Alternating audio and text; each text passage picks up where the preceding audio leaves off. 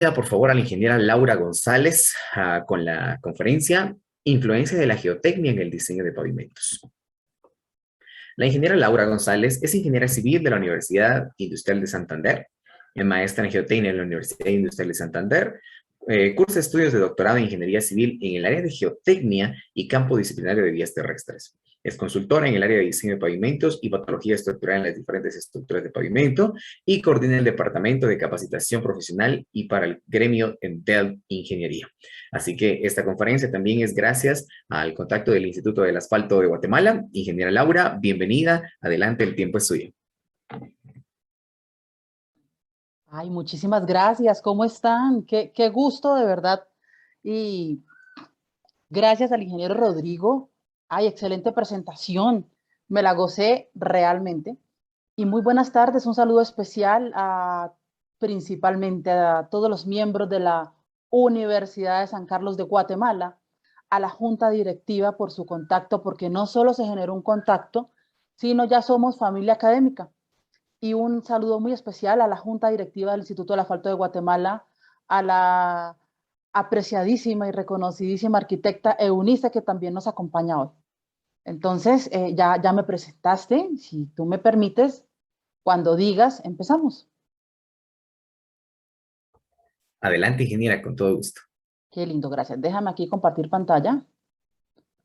Bueno, que se note que estaba como niña chiquita jugando con los fondos y bueno, tengo mi propio fondo de pantalla, hasta que ya me enteré cómo se hacía. Atrás su servidora, haciendo justamente por allá en la ollita para que vean en la cámara una mezcla asfáltica. Entonces, vamos por aquí a compartir de esta forma, a ver. Muchas gracias. Me estás viendo mi PPT, ¿verdad, Isaac?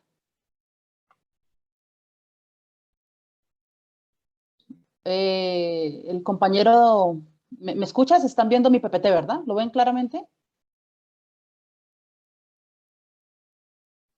Sí, Buenas. así sea. Yo dije, caray, me quedé sola en la sala.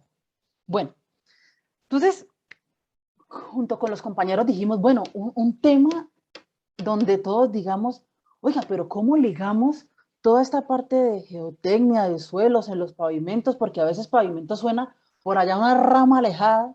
Entonces dijimos, sí es bien, nuestro tema es la tecnología y vamos a ver esa tecnología, cómo está implícita en la relación entre la geotecnia y el efecto que ella tiene a la hora de dimensionar nuestras estructuras de pavimento. ¿Listo?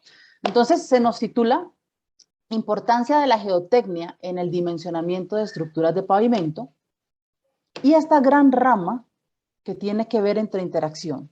Completamente solo lo de geotecnia, porque pavimentos es una rama de geotecnia, ¿no? Y solo la parte, si quieres aislar pavimentos, geotecnia vial. ¿Listo?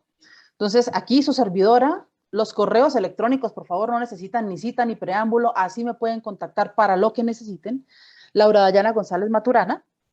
Ya aquí, estos son mis perfiles para pues lo que necesiten, es como mi campo, pero bueno, si me preguntan de otra cosa, ahí no lo consultamos y lo compartimos.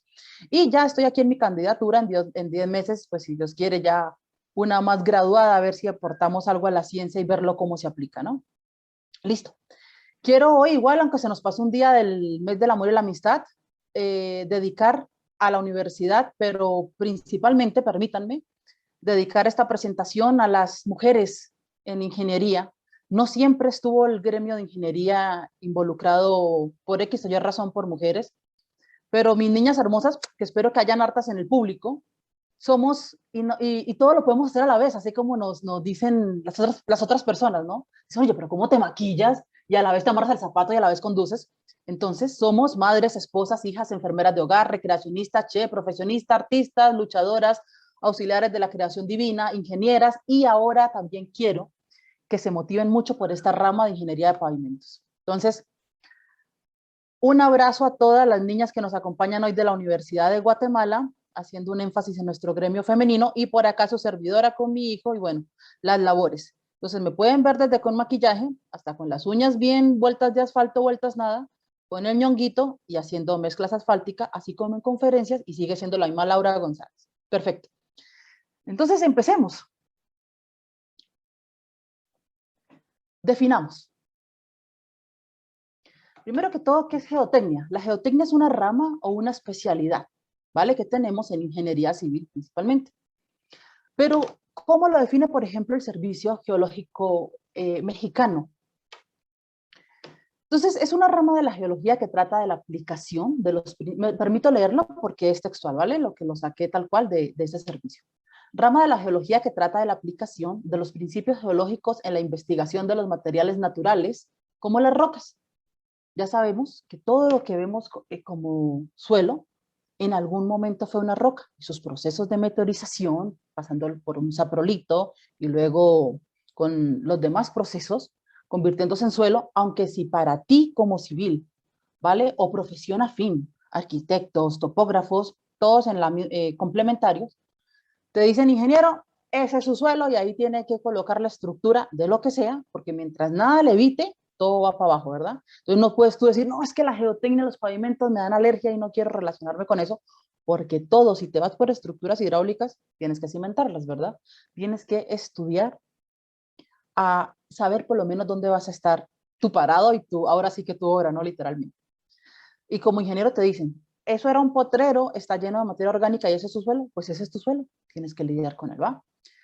Entonces, que constituyen la corteza terrestre implicados en el diseño, la construcción, la explotación de proyectos de ingeniería civil, como autopistas, vías férreas, puentes, presas, oleoductos, acueductos, edificaciones, sitios de confinamiento y edificios en general. Entonces, si nosotros podemos conocer las propiedades mecánicas de ese suelo en donde va a estar cimentada cualquier tipo de obra a la que nos dediquemos ingeniería, vamos nosotros a poder constituir un ambiente o un medio de prevención ante los desastres naturales que pueden causar graves daños a las obras civiles y a los seres humanos.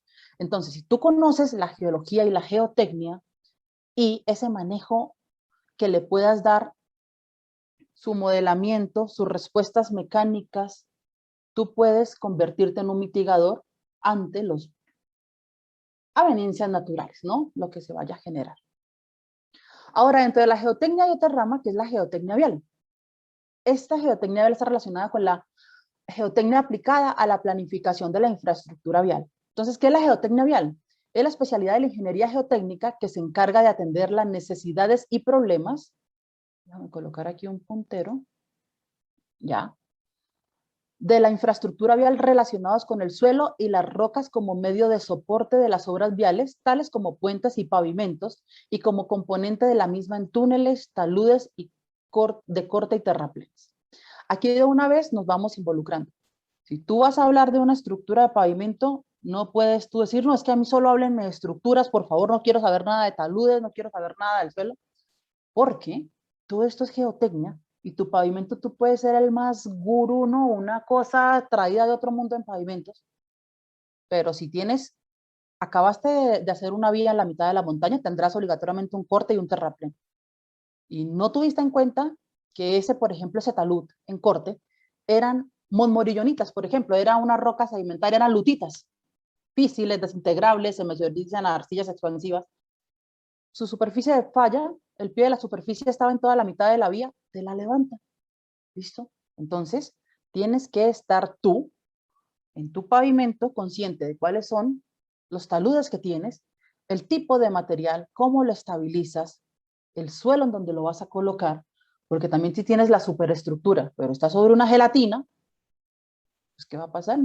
Vas a tener problemas, ¿verdad? Unos daños irreversibles. Pero también si estás allá sobre una roca, casi un granito, una cosa no vista, puede ser que tu estructura de pavimento no vaya a ser una cosa grandísima de un espesor con un número estructural altísimo, sino dice, oiga, no, el suelo está como bueno, él me puede colaborar, él me ayuda, y entonces ya con poquito espesor que tú tengas, puedes tú subsanar esos problemas. Y eso todavía no hemos entrado oiga, ¿qué tiene que ver eso con los espesores y todo? Pero bueno, ahí vamos. Entonces, si nosotros desde la etapa inicial tenemos en cuenta la geotecnia, podemos nosotros prevenir los posibles efectos que tenga la naturaleza y los materiales sobre la obra. ¿Cuál es la importancia de la geotecnia en la infraestructura vial? Es un método preventivo para los daños físicos, materiales, económicos y humanos que ocasionan los desastres naturales, reduciéndolos al máximo. Entonces, ¿qué es infraestructura vial? Fíjense que vamos de lo macro a lo micro, ¿verdad? Teníamos geotecnia vial y ya estamos por aquí en infraestructura vial. Perdón. La infraestructura vial es todo el conjunto de elementos que permite el desplazamiento de vehículos en forma confortable y segura de un punto A a un punto B. Bueno, de un punto a otro, dice ECURRED de la SF. Además, es importante destacarla como el estudio de lo que tiene relación con el diseño, construcción y la operación de vías, entendiendo los dos conceptos, que la infraestructura vial es necesaria para el funcionamiento eficiente y útil de los vehículos, además de su cuidado y mantenimiento. ¿Vale? Ok. Antes de, quiero que vean, mediante el siguiente vínculo, ¿cuáles son los problemas o amenazas geotécnicas más comunes que vamos a tener en nuestras obras, y especialmente en nuestras obras viales? Y pues es que el pavimento es una estructura de la vía, entonces si yo hablo de una obra vial, tengo que de una vez que estar pensando no solo en una línea de ceros, sino de una vez en la carpeta de rodadura, en esa vía, cómo la voy a utilizar para que los vehículos puedan transitar. Entonces, aquí fíjense muy bien en esta belleza de fotos, son del maestro Jaime Suárez, fue mi maestro, y me ha permitido compartirles su presentación, porque igual está en su página web. Listo. Aquí vamos a pasar unas fotografías rápidamente, pero quiero que conozcan las limitaciones geotécnicas que podemos tener. Listo. Entonces, déjenme aquí un momentito, porque es que lo ubiqué de manera que podamos ver bien la fotografía. ¿Listo? Del doctor Jaime Suárez. Entonces, a ver, un poco más pequeñita. Listo. La geología va a inducir sobre la vía una serie de amenazas. Listo. Aquí ven ustedes muy bien su vía, ¿no? Linda, ¿verdad? Pero tiene, así no se den cuenta, una cantidad de monstruitos al lado, que si tú no te percatas, se puede convertir en una catástrofe. La mayoría de estas amenazas afectan la estabilidad de la banca, los pavimentos o los taludes, ¿sí? Todo la serie de amenazas que pueden ser inducidas por la geología. Esas amenazas entonces se van a denominar limitaciones geotécnicas. Pero si tú, mi querido colega, las identificas adecuadamente, las puedes manejar de manera que el impacto sea mínimo. No es lo mismo una vía que pasó por un talud X de un material no muy bueno y supongamos también los cortes los hicieron superiores al ángulo de reposo en esos taludes, así pasas por la misma vía y el talud está estabilizado, ¿verdad? Entonces, todas estas limitaciones, o más bien la mayoría, podrían manejarse si realizamos diseños viales teniendo en cuenta la geotecnia. Si tú tienes en cuenta la geotecnia, puedes. Entonces, hablemos. ¿Cómo puedes tú identificar estas limitaciones en la oficina, en el campo y en la obra? En la oficina, ¿cómo? Mediante la utilización de planos geológicos, fotografías. En el campo ya, pues, tú vas al campo, valga la redundancia, realizas exploraciones geológicas y geotécnicas, y en la obra, mediante una inspección de geología y geotecnia. Pero entonces, tú, antes de realizar cualquier tipo de diseño, de cualquier obra de ingeniería civil, en este caso, un diseño de pavimentos, primero que todo, antes de, tú debes investigar cuáles son las limitaciones geológicas del trazado propuesto. Debes entonces, primero, detectar esa limitación.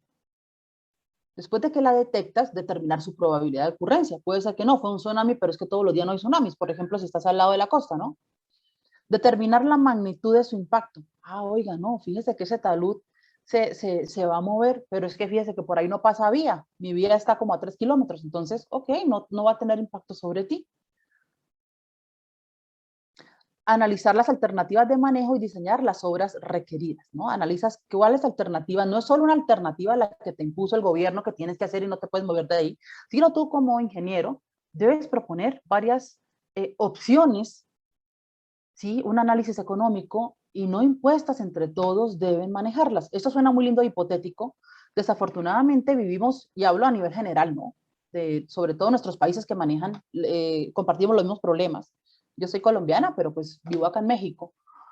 Eh, a veces la solución ya la tiene alguien por allá que no tiene ni idea porque no ha estudiado ingeniería, porque está en otras cosas, se dedicó a los negocios, a la administración, pero él es el que manda y esa es la solución. Entonces, pues, desafortunadamente a veces se ve manipulada así la información, pero la investigación es tan linda que tú puedes idealizar todas estas cosas y quedas con tu conciencia feliz y tranquilo. ¿Listo? Entonces, miremos cuáles son, ay caray, cuáles son las principales limitaciones rápidamente en fotografías. Subsidencia. Una de las limitaciones más comunes en el diseño de pavimentos. ¿Qué es la subsidencia? Es el hundimiento generalizado del terreno. Causas de la subsidencia. Perdón la pregunta, todos están viendo el PDF, ¿verdad?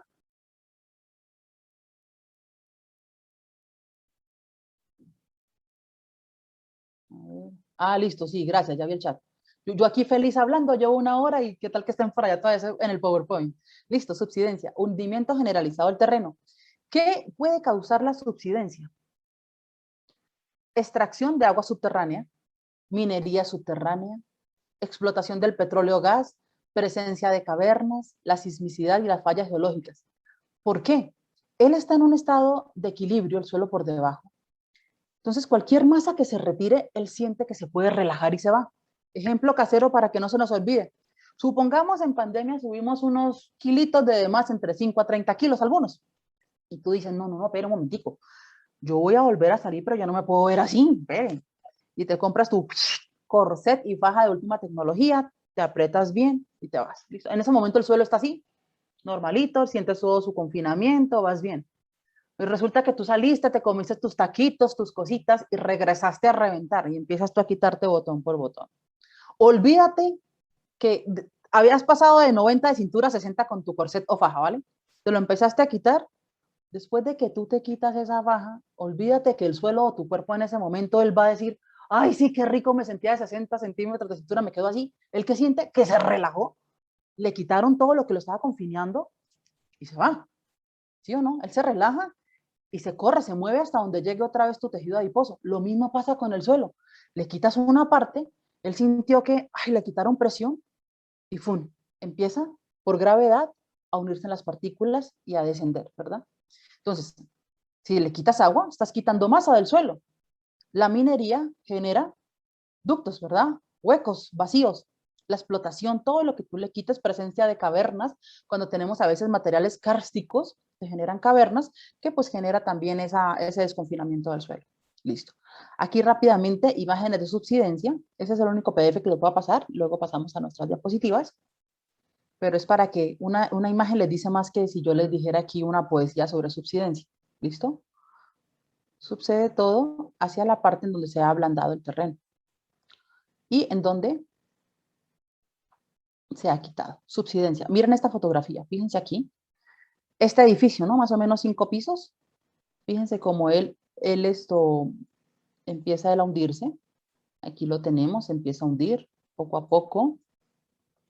Miren las farolas, ya todas de la misma altura, ya acá se ven muy poquito en el mar, subsidieron hacia el océano. Solo se ven los puntitos blancos, toda esta zona hundiéndose hacia el mar. Ya el edificio que tenés allá de 5 pisos, esto ya quedó solo como un piso, hundido completamente. Por eso son unas fotazas. Hundimientos por fallas geológicas en el caso de sismos, por más bueno que haya sido el estructural en este caso, hubo un hundimiento, un asentamiento que sobrepasó el de diseño, por supuesto, por ese hundimiento y colapsó la estructura. Hundimiento por fallas geológicas en el caso de sismos, lo mismo, ¿no? Fallan estas pilas, esos estructuras del puente. La falla geológica acá, la pueden ver tal cual. Este doctor asiático que me dirá por ahí uno que 60, 65, imagínense cuánto se desplazó este bloque. Una pista completamente colapsada. Más fotos sobre este tipo de falla. Asentamientos por consolidación de los terraplenes y puentes. Otra limitación que vamos a tener. tenemos que checarla, cómo está el asentamiento debido a los procesos de consolidación. Recordemos que los procesos de consolidación solo se dan para arcillas saturadas, un proceso típico de arcillas, consolidaciones primarias, consolidaciones secundarias, en terraplenes y puentes. Miremos por aquí, vemos esta pila, supongamos estribo, pila 1, 2, 3, sufriendo asentamientos fuertes graves. Asentamientos, como se ven en superficie, no solo los pavimentos rígidos sufren este agrietamiento, los pavimentos bituminosos o asfálticos también, flexibles. Miren esta belleza de estructural. Yo lo quiero conocer. Miren este edificio. No te dan ganas de tomarlo así con tus manitas y voltearlo otra vez, pero fíjense acá, esto es una belleza de edificio. Cero agrietamiento en la parte estructural, hubo asentamiento acá en la parte de la, si lo vemos de frente derecha en la cimentación, asentamientos. Oye, puede ser que sí, no, el suelo está ahí, pero o quedó mal diseñada la cimentación, o no checaron asentamientos diferenciales, o sencillamente cogieron el software y le metieron datos y lo que les arrojó eso fue lo que entregaron. Y yo siempre les digo a todo el mundo, y ya se lo había dicho a unos participantes que tuve el honor de conocer en el Instituto del Asfalto de Guatemala, todos los software son como una licuadora, ¿vale? Y hoy quiero que se lleven esa enseñanza y de aquí para adelante tienen un mundo por delante, primero Dios, para que se coman, se lo gocen dentro de lo correcto. Y le digan a sus estudiantes, trabajadores, compañeros, un software es una licuadora. Puede ser una licuadora de muy buena marca o una licuadora muy modesta, pero lo que tú le ingreses, eso te va a arrojar. Y suena fuerte, pero es así. Si tú a tu licuadora le metes basura, ¿qué vas a tener? Jugo de basura, ¿verdad? Entonces lo importante no es cuánto te arrojó el software, sino el análisis y la interpretación que tú le des, y si sale algo errado que tú sabes que no es, oye, algo pasó aquí. Entonces puede haber muchos motivos de qué le pasó a este edificio. Permítanme adelantarme aquí un poquito porque quiero que lo vean aquí. Ah, miren esto, mírenlo. Se terminó de voltear por el otro lado del edificio. Miren esto, compañeros, miren esta estructural. Miren esta belleza. Eso parece un edificio de Lego, ya lo volteas o no. Yo recuerdo que en esa época le comentábamos al maestro que nos daba esta materia.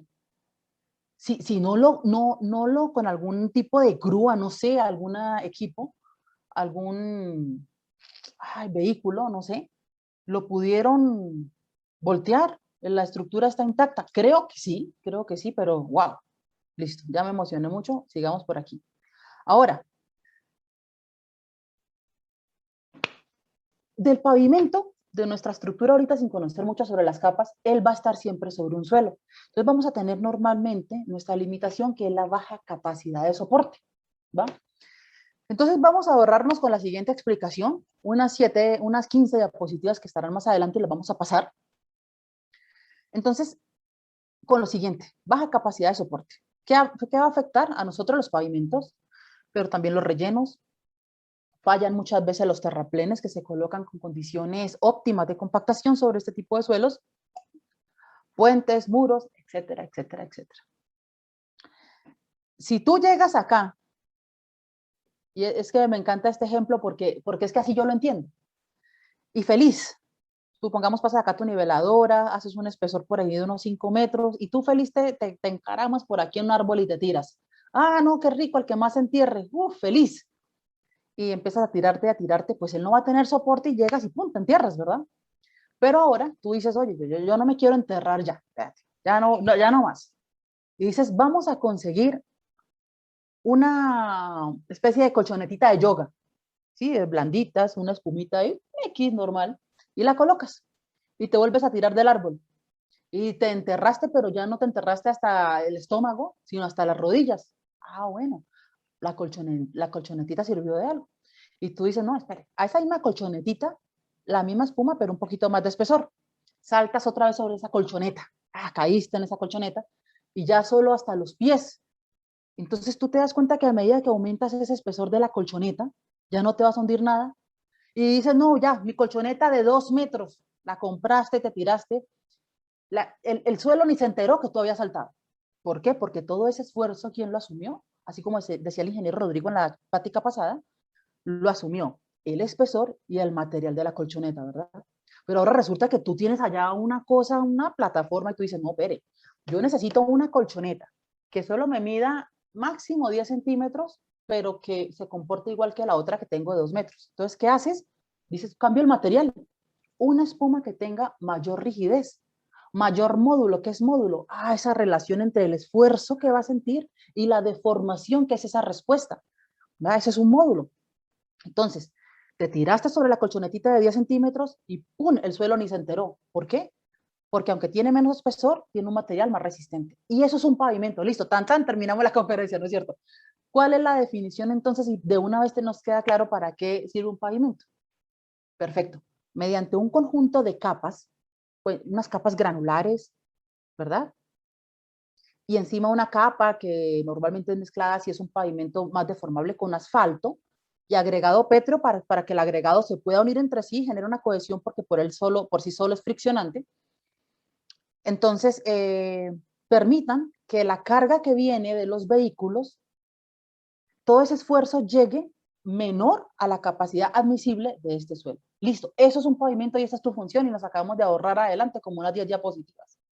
Listo, ya nos queda claro que es un pavimento.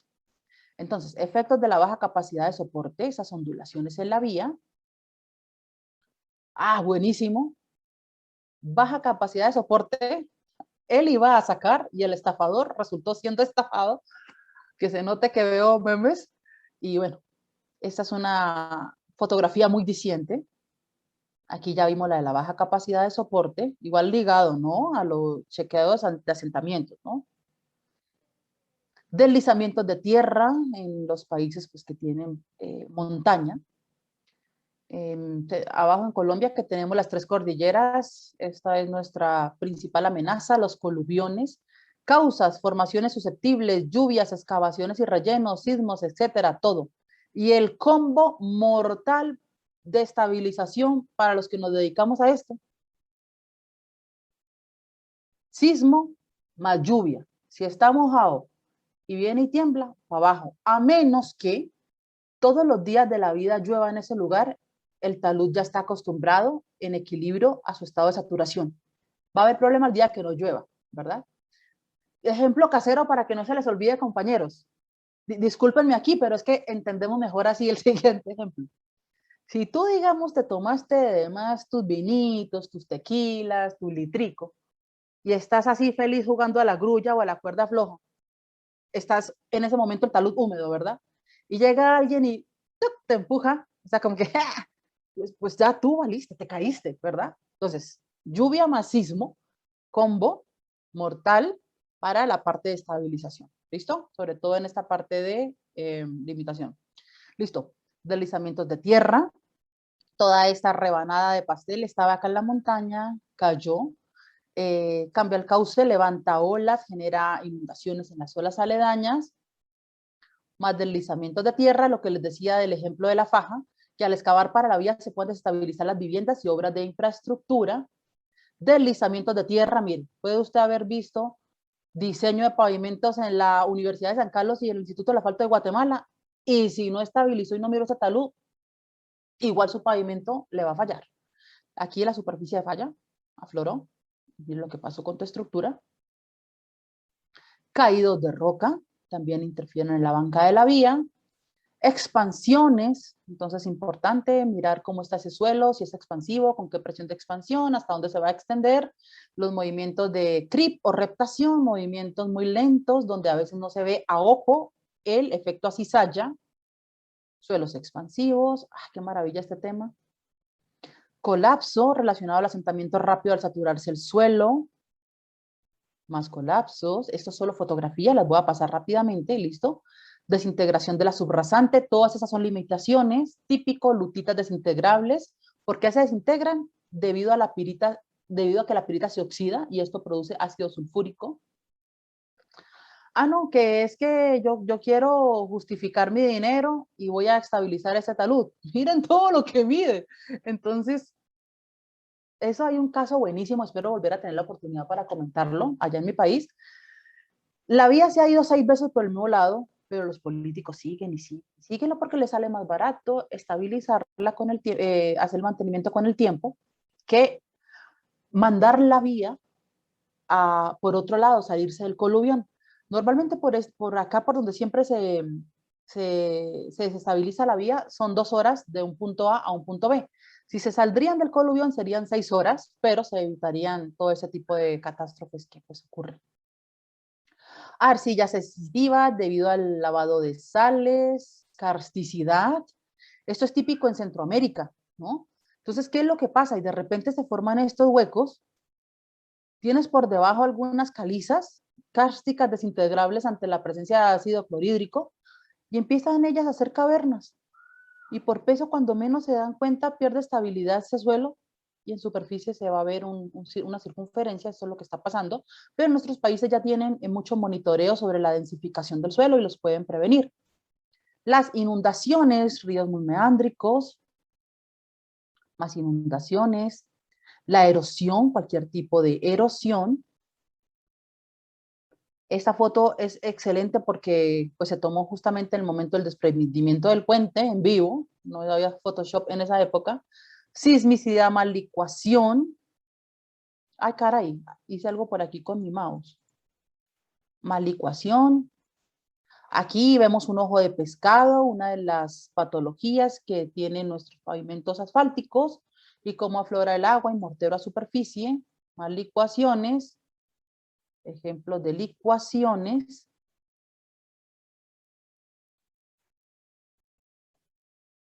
Lástima pasar tan rápido, pero pues nos quedan ahorita 20 minutos para el resto de nuestra presentación. Tsunamis, otra limitación.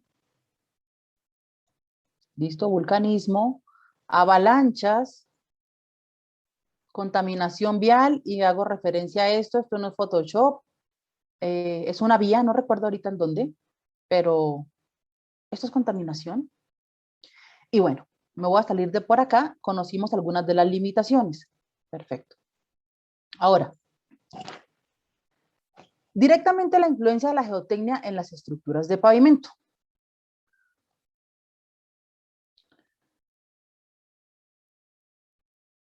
No sé si ya tuvieron alguna plática de qué son los pavimentos, ¿no? Una frase que decía el doctor Matthew Wiczak hace rato, ¿no?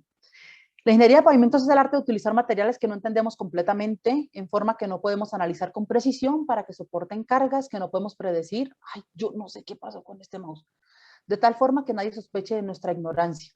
Claro, de todas maneras, pues cuando el doctor expresó su frase, pues no había mucha tecnología como hoy en día, pues para poder lidiar con y abarcar, ¿no? Un poco más de precisión en nuestro conocimiento sobre los materiales. Entonces, listo, creo que ya vieron que es una estructura de pavimento, una estructura de las vías de comunicación, que está conformada por una o más capas y su función es permitir el tránsito vehicular de manera segura, al costo óptimo de operación, muy relacionado a la velocidad de diseño, no una vía que cuando le colocaste el pavimento ya no puede ir a 80 kilómetros, sino te toca ir a 10 por hora porque el pavimento no sirve para nada, y que sea cómoda. Características que debe tener: superficies uniformes, impermeables, color y textura adecuados, que sea resistente ante la repetición de cargas, ante el efecto del medio ambiente, pero sobre todo que no transmita la subrasante esfuerzos mayores a su resistencia, ¿no? Esta última se va a convertir en una función. Aquí esas características también se pueden ligar a funciones que pues satisfagan por ejemplo, los requerimientos ambientales, estéticos, que proporcione la comunicación vehicular, estas características físicas respecto al ruido y la polución, y que brinde una razonable economía. ¿Ven la diferencia entre estas dos fotografías? Aquí tú puedes tener todas las edificaciones bañadas en oros y diamantes, pero si tienes una vía mala, algo está fallando en la economía y el desarrollo de ese país. Pero si tú ves esto despoblado, pero ves una buena vía, sabes que va a seguir desarrollándose y hay muy buen manejo de la inversión. Entonces, las vías constituyen casi que el primer ítem para que tú catalogues a una zona como desarrollada. Bueno, los requisitos que debe tener la estructura de pavimento, ya lo vimos, ¿verdad? Que tengan unos espesores suficientes que permitan que los esfuerzos que provienen de los vehículos lleguen aquí con capacidades menores a la subrasante. ¿Cuál es la principal diferencia entre un pavimento rígido y un flexible? Cada uno de ellos cómo distribuye las cargas y cómo la manda, la transmite a la subrasante o al suelo de fundación. Esta carpeta,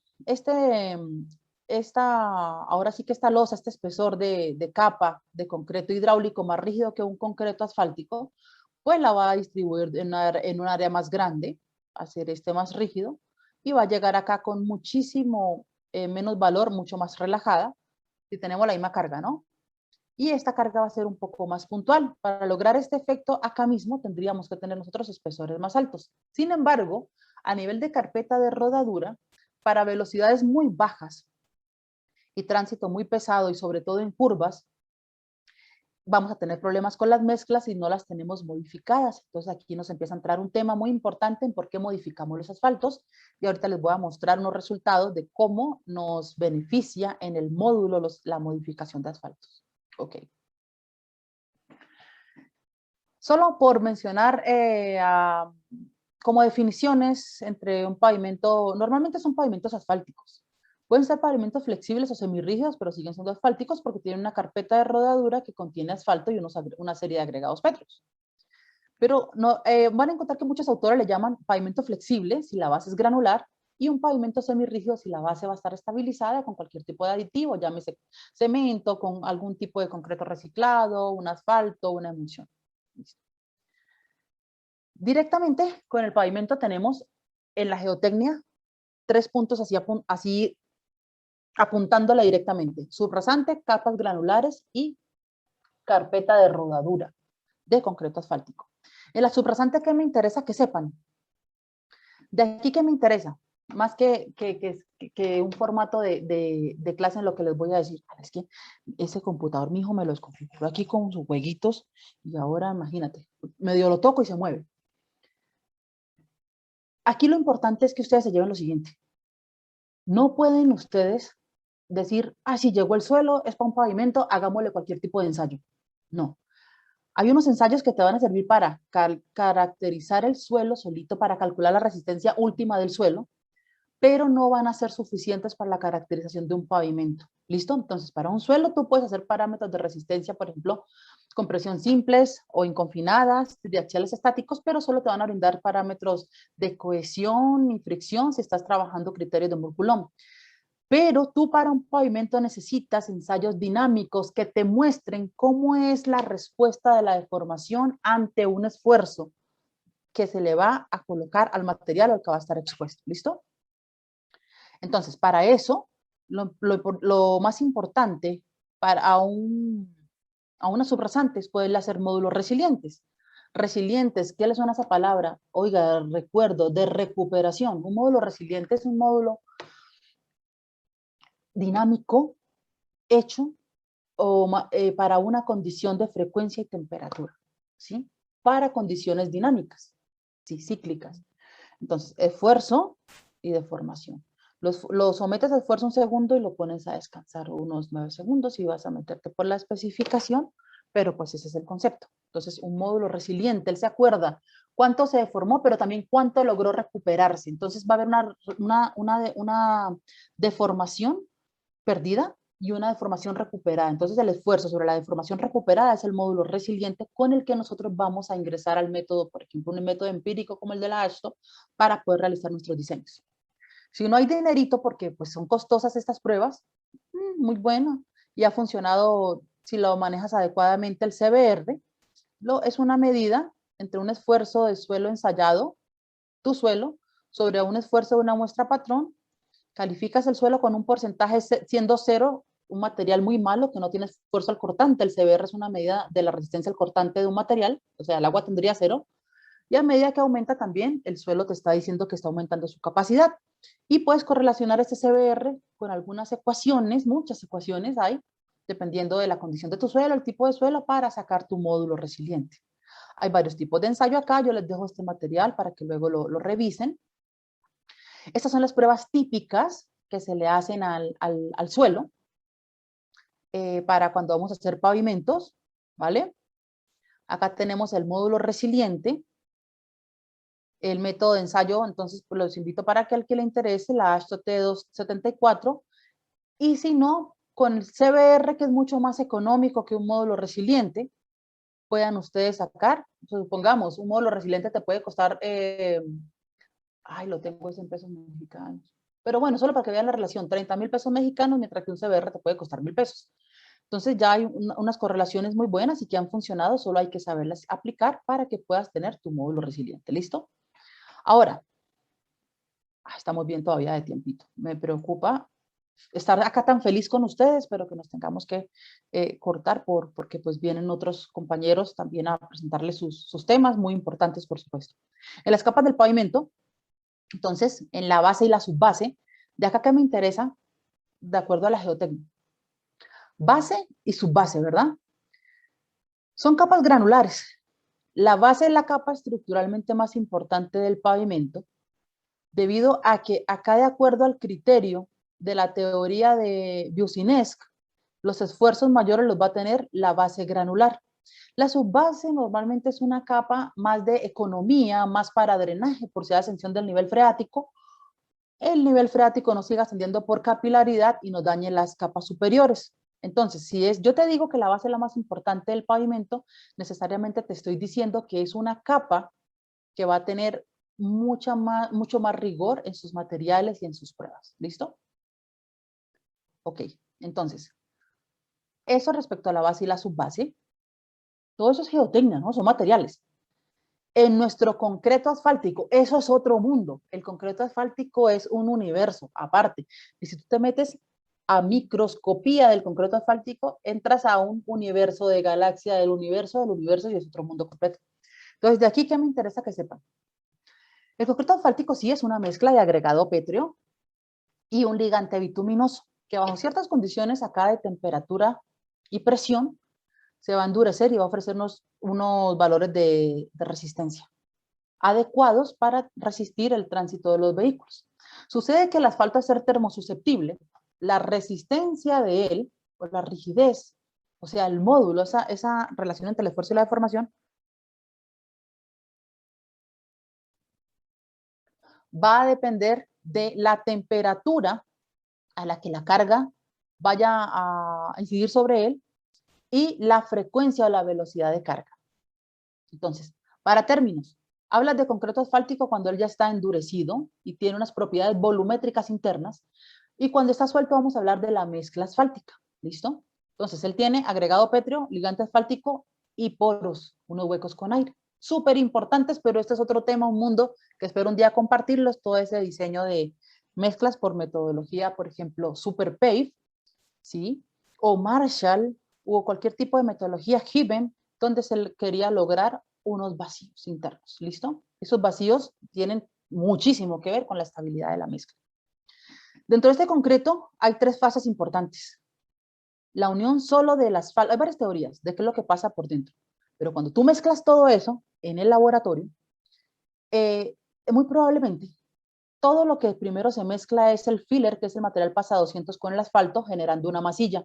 A ella se le atribuye el comportamiento a la deformación plástica de todo el concreto. Ahora, esa masilla luego va a rodear y se va a mezclar con las arenas, un tamaño de una escala mayor.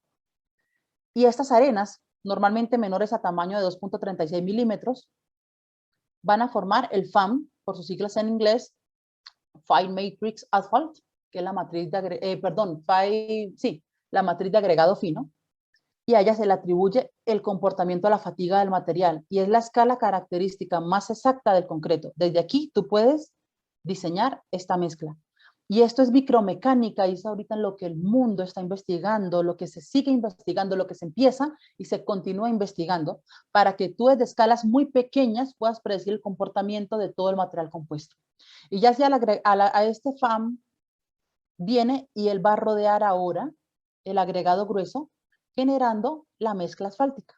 Entonces, todo esto es un mundo y la micromecánica es una herramienta actual. No tiene muchos, o sea, es decir, sí vas a encontrar literatura, por supuesto, sobre la micromecánica, pero no es algo que todo el tiempo todas las personas lo hagan.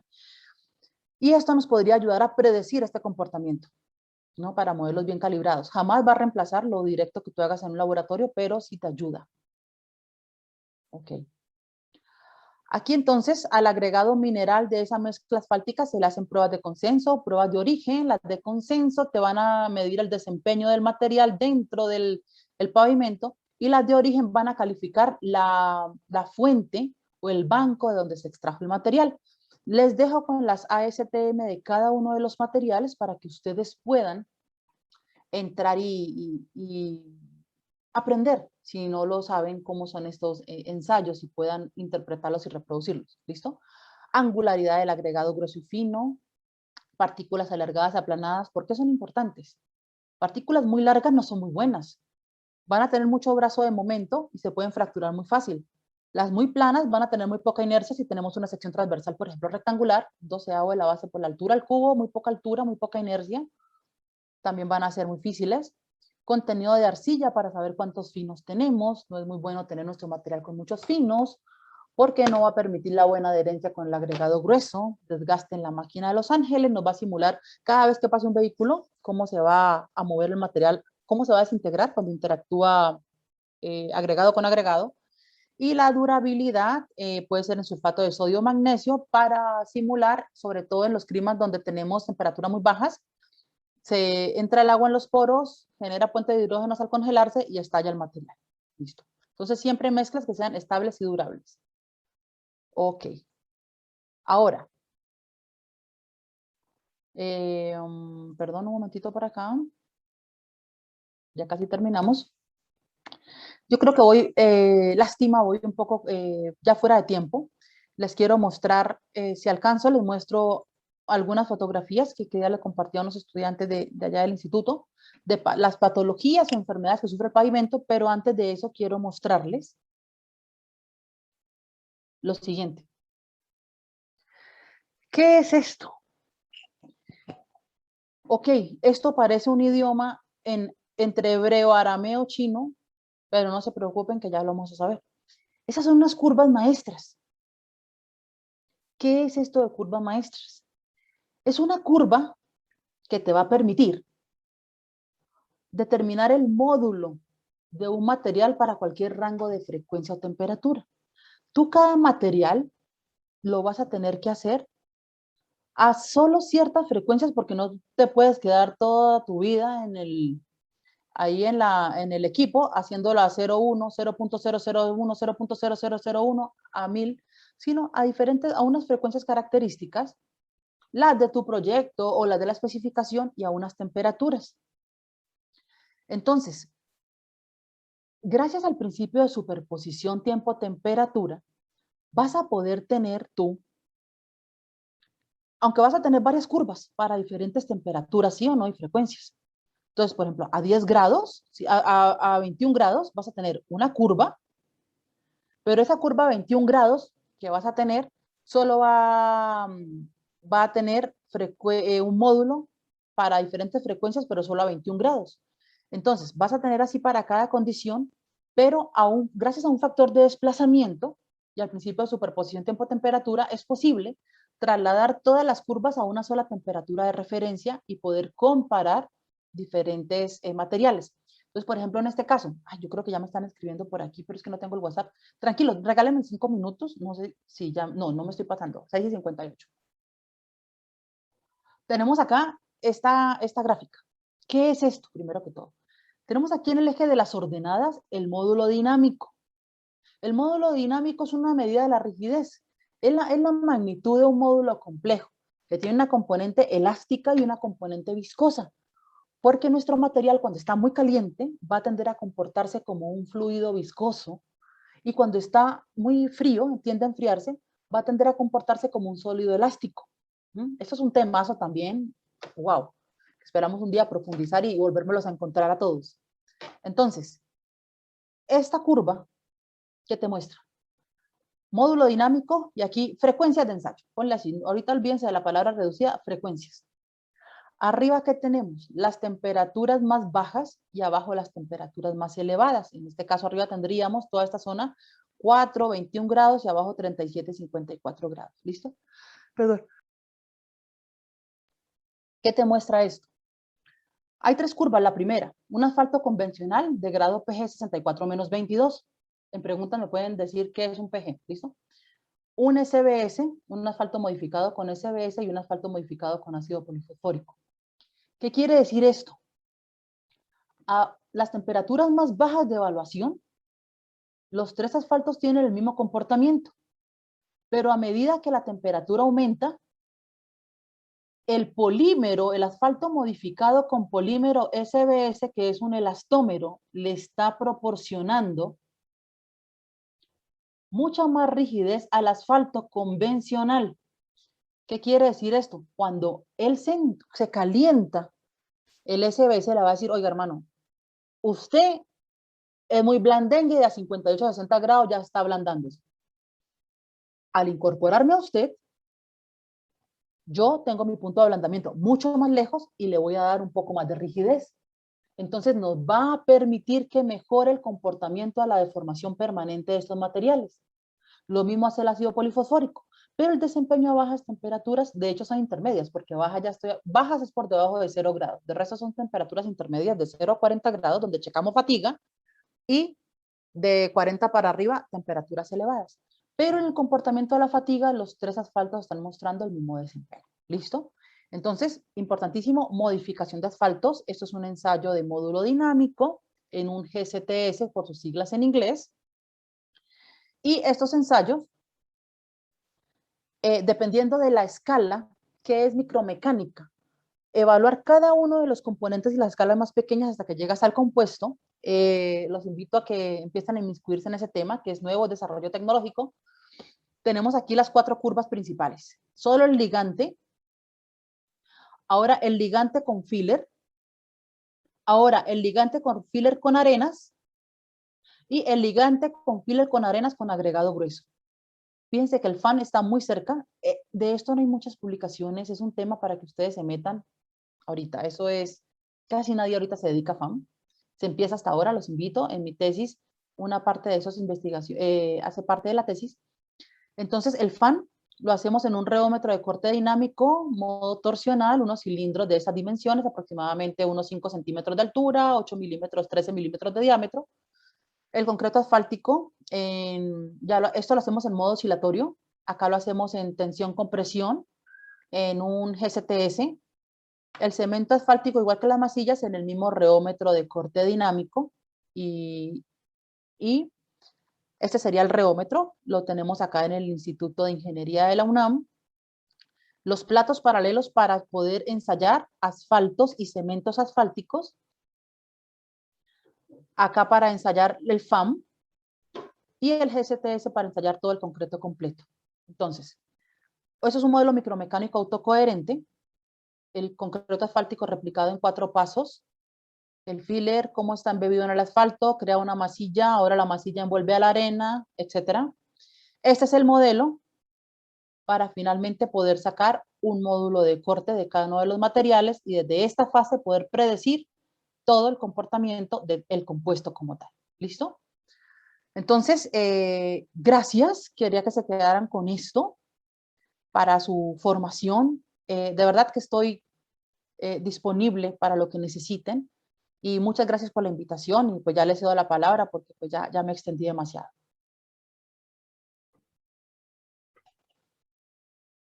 Bien, compañeros, agradecemos a la ingeniera Laura González por habernos compartido esta ponencia tan especial, tan enriquecedora y tan importante para todos aquellos que deseen introducirse al mundo de los pavimentos. Así que, ingeniera, rápidamente tenemos 2 consultas por acá en el área de preguntas y respuestas. Y la primera es la siguiente.